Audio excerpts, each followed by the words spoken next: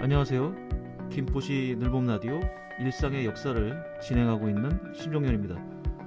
일상의 역사는 역사의 중요한 사건과 인물 등을 통해 역사를 살피는 안목과 지식의 폭을 넓히고 현재를 사는 우리들에게 필요한 교훈을 함께 생각해보는 시간입니다. 이번 시간에는 고구려 역사에서 남다른 영웅 서사가 있는 왕인 미천왕에 대해 알아보도록 하겠습니다. 한낮에는 조금 따가움이 느껴지지만 이제는 기분 좋은 햇살과 함께하고 있는 10월입니다. 이보다 좋을 수 없는 가을의 날씨가 이어지고 있습니다. 가을에 각종 축제들과 행사가 곳곳에 열리고 있고 가을을 마음껏 즐길 수 있습니다. 길었던 폭염을 견디고 난 이후라 그런지 올 가을은 더없이 소중하게 느껴집니다. 대신 더 줄어든 가을이니만큼 가을을 느끼기 위해 보다 부지런히 움직여야 하기도 합니다. 이런 부지런함 속에 건강도 잘 챙기는 가을이 돼야겠습니다. 역사 기록에서 가장 중심을 이루는 건 왕, 그 시대의 영웅들입니다. 역사를 기록하는 이들은 그 시대를 주도하는 집권 세력들이고 기록의 기반은 왕이나 중요한 인물들을 중심으로 합니다. 다만 그들에 대한 평가는 시대상과 집권 세력들의 성향과 관련해 차이가 발생합니다. 역사는 승자의 기록이라는 말이 괜히 나오는 게 아닙니다. 이런 역사 기록 중 고구려 제15대 왕 미천왕은 그 업적도 훌륭했지만 전형적인 영웅 서사를 함께 가지고 있는 인물입니다. 그는 왕족으로 태어났지만 권력 투쟁 속에서 아버지가 세상을 떠나고 불우한 유년기와 청년기를 거치며 고난의 시간을 보냈습니다. 이후 그는 아버지를 죽인 왕이 폭정으로 인한 반정으로 축출당하고 왕으로 옹립됐습니다. 미천왕은 대외적으로 고구려의 영토를 크게 확장하고 내부적으로 왕권을 강화하며 중앙 집권 체제를 확립했습니다. 특히 고구려 최전성기를 이끌었던 광개토 대왕과 장수왕이 미천왕의 직계 자손들입니다. 이에 미천왕은 고구려 역사에서 꼭 언급돼야 할 왕이었지만 그 빈도는 그리 크지 않습니다. 하지만 그의 성장 서사는 대표적인 정사 역사서인 삼국사기에 상세히 언급되어 있습니다. 삼국사기가 고구려 역사를 온전히 담지 못한 면도 있고 오류도 있지만 그 속에서도 한 인물의 성장과 관련한 설화가 상세히 담겼다는 건 그만큼 중요한 인물이었다는 방증입니다. 미천왕은 왕족의 일원이었고 고구려에서 신망받고 있던 인물인 돌고의 아들이었습니다. 그의 이름은 을불로 전해집니다. 하지만 아버지 돌고는 고구려 14대 왕 봉상왕 제2 시절 반역죄로 처형됩니다.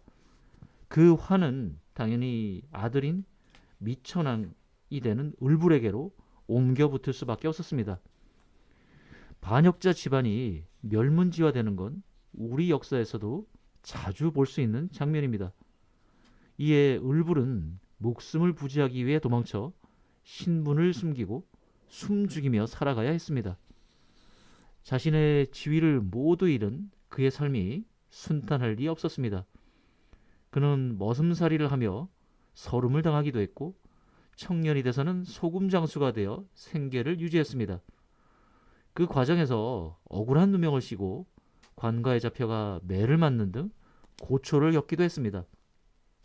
하지만 반역자 집안의 자손인 그는 누구에게도 억울함을 호소할 수도 그를 보호해줄 리도 없었습니다. 이런 울불에 대해 봉상왕은 경계를 늦추지 않았고 수차례 암살을 시도하기도 했습니다. 생존이 시급했던 청년기를 보냈던 을불의 삶을 바꿀 사건이 발생했습니다. 폭정을 거듭하던 봉상왕이 신하들의 반란으로 축출됐기 때문입니다. 당시 국상, 즉 국무총리였던 창조리가 중심이 된 신하들은 을부를 왕으로 옹립했습니다. 봉사왕은 아들과 함께 스스로 목숨을 끊었습니다. 긴 시련의 시기를 견디고 견딘 을불, 미천왕이 마침내 왕위에 오른 순간이었습니다. 이후 미천왕은 활발한 정복 전쟁을 지속했고 의미 있는 성과를 남겼습니다. 지금의 압록강 하구인 서안평을 점령했습니다. 서안평 진출은 고구려가 산지 국가에서 넓은 평야지대를 장악하고 농경 국가로 발전할 수 있는 계기가 됐습니다. 이 지역에서 생산되는 농산물과 이를 바탕으로 축적된 부는 훗날 고구려 정복 전쟁에 큰 기반이 됐습니다.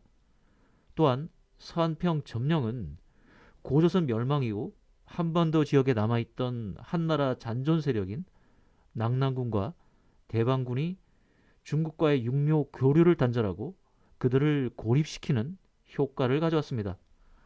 미천왕은 서안평 점령 이후 평안도와 황해도 일대를 장악하고 있던 낙랑군과 대방군을 축출 그리고 점령했습니다. 이는 한반도 내 중국 세력의 흔적을 지운 중요한 사건이었습니다. 미천왕의 가장 큰 업적이었고 우리 역사에서도 의미 있는 일이었습니다. 이를 통해 고구려는 넓은 농지와 바다를 접하게 되면서 중국 여러 나라와의 교류를 활발히 하고 산악 국가를 벗어나 보다 활발한 대외 활동도 가능해졌습니다. 또한 지금의 산둥반도 일대 비옥한 토지와 풍부한 자원을 품고 있는 요동 진출을 본격화했습니다. 고구려는 미민족의 침략에 수세적으로 대응하는 걸 넘어 공세적으로 대외 진출을 하게 됐습니다. 이는 중국 왕조들과 고구려가 본격적인 그리고 직접적인 대립 경쟁 구도를 형성하고 아울러 백제와도 국경을 접하며 경쟁 관계를 본격화하게 됨을 의미합니다. 이렇게 대외적인 업적을 쌓은 미천왕은 내치에서도 의미 있는 변화를 가져왔습니다. 상대적으로 그의 내치 관련 자료는 부족하지만 정황상 그는 강력한 왕권을 구축하고 중앙 집권 체제를 강화했음을 알 수 있습니다. 그의 집권기 조정의 최고 직책이었던 국상과 관련한 언급이 없습니다. 이는 왕을 중심으로 한 국정 시스템이 자리를 잡았다고 할 수 있습니다. 그를 왕위에 올린 국상 창조리가 그의 치세기간 더 이상 기록이 없다는 점은 그가 숙청됐을 가능성을 높입니다. 미천왕은 신하들에게 옹립된 왕인 만큼 권력 기반이 튼튼하지 않았습니다. 이런 상황에서 그에 대한 도전을 하는 세력도 존재했을 가능성이 큽니다. 지속적인 왕권 강화책을 이전 왕들도 시행했지만 미천왕 즉위 이후 권력 교체기에 각 지역을 기반으로 한 귀족들의 세력이 커질 수 있었습니다. 미천왕으로서는 신하들에게 국정 주도권을 내주고 명목상의 왕으로 남을 수도 있었지만 권력 의지를 놓지 않았던 것으로 보입니다. 청년 시절 권력 투쟁에서 밀린 자의 서름을 온몸으로 느낀 그였습니다. 권력을 놓으면 자신은 물론이고 그의 가족과 가문, 후세들의 안녕도 위협받을 수 있음을 그는 알고 있었습니다. 그는 자신의 세력을 모으고 권력에 도전할 수 있는 세력들과 치열한 권력 투쟁 과정을 거쳤을 것으로 보입니다. 삼국 사기에서 그의 집권 초기 자연재해와 해성 출몰 등의 기록이 있습니다. 이는 이례적인 자연현상으로 기록이 되었을 수도 있지만 당시 혼란했던 정치 상황을 상징하고 있을 수도 있습니다. 그 과정을 거쳐 얼마 후 미천왕은 활발한 대외 정복 전쟁에 나설 수 있었습니다. 권력 투쟁에서 승리한 그가 국외로 눈길을 돌린 것입니다. 또한 왕권 강화를 위한 방편으로 친위군을 육성하고 정복 전쟁을 통해 군을 장악하고 왕권을 한층 더 강화하는 수단으로 삼았을 수도 있습니다. 이런 대외 정책 그리고 전쟁의 성공은 그의 권력을 한층 더 강화시킬 수 있었습니다. 이는 미천왕이 매우 뛰어난 정치력을 가지고 있었음을 짐작하게 합니다. 이에 더해 그의 설화 속에서 그가 청년 시절 소금 장수를 한 부분을 주목할 필요가 있습니다. 당시 소금은 매우 귀했고 중요한 필수품이었습니다. 소금 장사를 했다는 건 그게 어려웠던 삶을 상징하는 그 이상의 의미가 있습니다. 고구려는 초기 건국 지역이 산악 지역으로 대외 교역을 통해 필요한 물자를 조달해야 했습니다. 정복 전쟁으로 영토를 넓히고 인적 물적 자원을 확충할 수도 있었지만 이를 지속하기는 힘들었습니다. 고구려는 대외 전쟁만 하지 않고 외교에도 힘을 썼습니다. 그 속에서 무역 거래도 활성화됐습니다.